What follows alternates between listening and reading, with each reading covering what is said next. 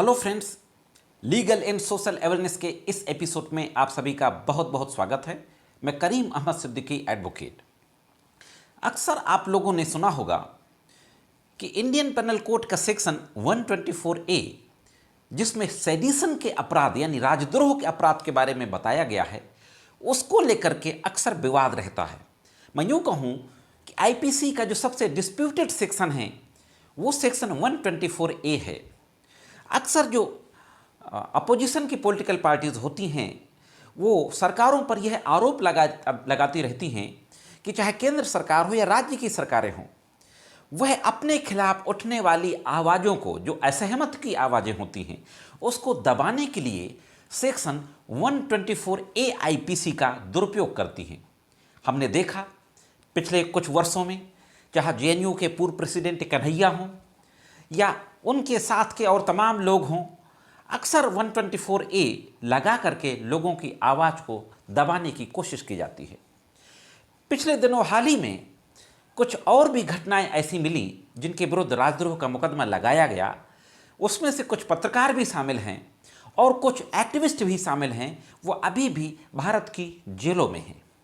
साथियों, इस धारा को लेकर के सेना के एक रिटायर्ड मेजर जनरल एसजी बोम्बटकेरे ने एक याचिका दाखिल की ऑनरेबल सुप्रीम कोर्ट में, और सुप्रीम कोर्ट के समक्ष इस रिट पिटीशन के माध्यम से यह कहा कि जो इंडियन पेनल कोड का सेक्शन 124A है वह संविधान के अगेंस्ट है, अनकॉन्स्टिट्यूशनल है। कॉन्स्टिट्यूशन के आर्टिकल 19(1)A में जो फंडामेंटल राइट्स मिले हुए हैं, right to speech and expression, उसके विपरीत है सेक्शन 124A आईपीसी, और इस सेक्शन को अनकॉन्स्टिट्यूशनल डिक्लेयर करने की मांग की।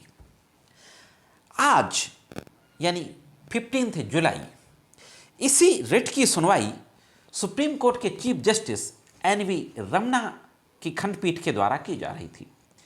इस रिट पिटीशन की सुनवाई करते हुए चीफ जस्टिस महोदय एनवी रमना ने एक महत्वपूर्ण टिप्पणी की।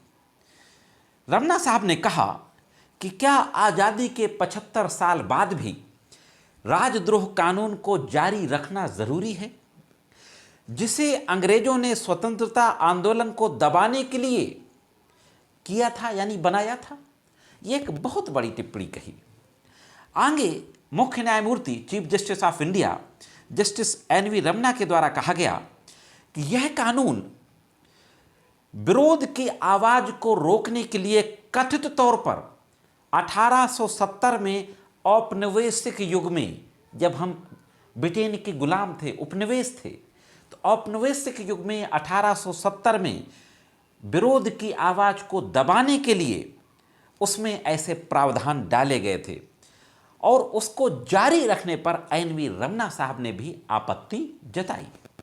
याचिका की सुनवाई करते हुए चीफ जस्टिस एनवी रमना की खंडपीठ ने भारत सरकार को नोटिस जारी करते हुए कहा कि कानून के बारे में इसका विवाद का जो संबंध है, यह औपनिवेशिक कानून है, यह स्वतंत्रता आंदोलन को दबाने के लिए था।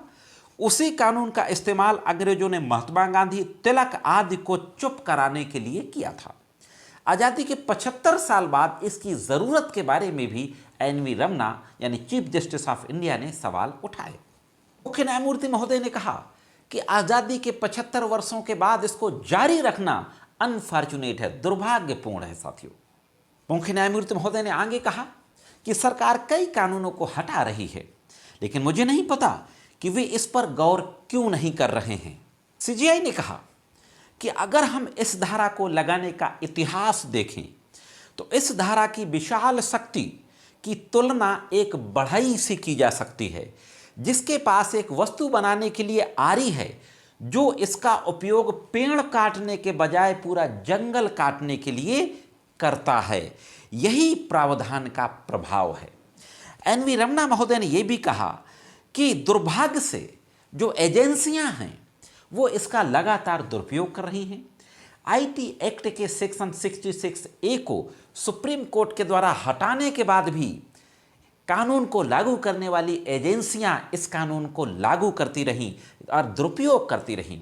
रमना साहब ने एक और बहुत ही महत्वपूर्ण उदाहरण देते हुए कहा कि इसमें इतनी शक्तियां दी गई हैं कि अगर कोई पुलिस वाला किसी जुआरी व्यक्ति को जुआ खेलने में बंद करना चाहता है तो वह जुआ के केस में ना बंद करके 124A लगा करके राजद्रोह के केस में बंद कर सकता है। इतनी विशाल शक्तियां 124A में पुलिस अधिकारी को दी गई हैं। दोस्तों, चीफ जस्टिस महोदय ने कहा कि हमारी चिंता कानून के दुरुपयोग और इसको लागू करने वाली एजेंसियों की जवाबदेही तय ना होने पर है। चीफ जस्टिस महोदय ने चिंता व्यक्त की कि जवाबदेही तय होनी चाहिए, चाहे सरकारों, उन्होंने कहा कि मैं सरकारों के खिलाफ कुछ नहीं बोल रहा हूं, लेकिन इसको लागू करने पर जवाबदेही तो किसी ना किसी की होनी चाहिए। मुख्य न्यायमूर्ति महोदय ने एक और बहुत महत्वपूर्ण टिप्पणी की। उन्होंने कहा कि स्थिति की गंभीरता इतनी विकट है कि अगर कोई राज्य या विशेष दल आवाज नहीं सुनता या सुनना चाहता तो इस कानून का इस्तेमाल ऐसे लोगों के समूहों को फंसाने के लिए किया जाता है। तो निश्चित तौर पर जो तमाम एक्टिविस्टों के द्वारा, तमाम नेताओं के द्वारा, अपोजिशन के लीडर्स के द्वारा, समाज सेवकों के द्वारा जो ये आवाज़ उठाई जाती है कि सरकारें जो शासन सत्ता में होती हैं 124A यानी राजद्रोह कानून का इस्तेमाल अपने खिलाफ उठने वाली असहमत की आवाज़ को दबाने के लिए करती हैं, वह बात आप चीफ जस्टिस महोदय ने इस याचिका की सुनवाई करते हुए कह दी। तो दोस्तों, इस तरीके से 124A असहमत की आवाज़ को दबाने के लिए लगाई जाती है, यह हम इनकी टिप्पणी के द्वारा यह एक निष्कर्ष निकाल सकते हैं। तो यह थी दोस्तों आज के वीडियो में एक महत्वपूर्ण जानकारी। यह जानकारी कैसे लगी कमेंट्स करके ज़रूर बताएं। मिलते हैं किसी अन्य वीडियो में कानून की कुछ अन्य जानकारियों के साथ। तब तक कानून के विभिन्न तरीके की जानकारियों के लिए देखते रहें लीगल एंड सोशल अवेयरनेस।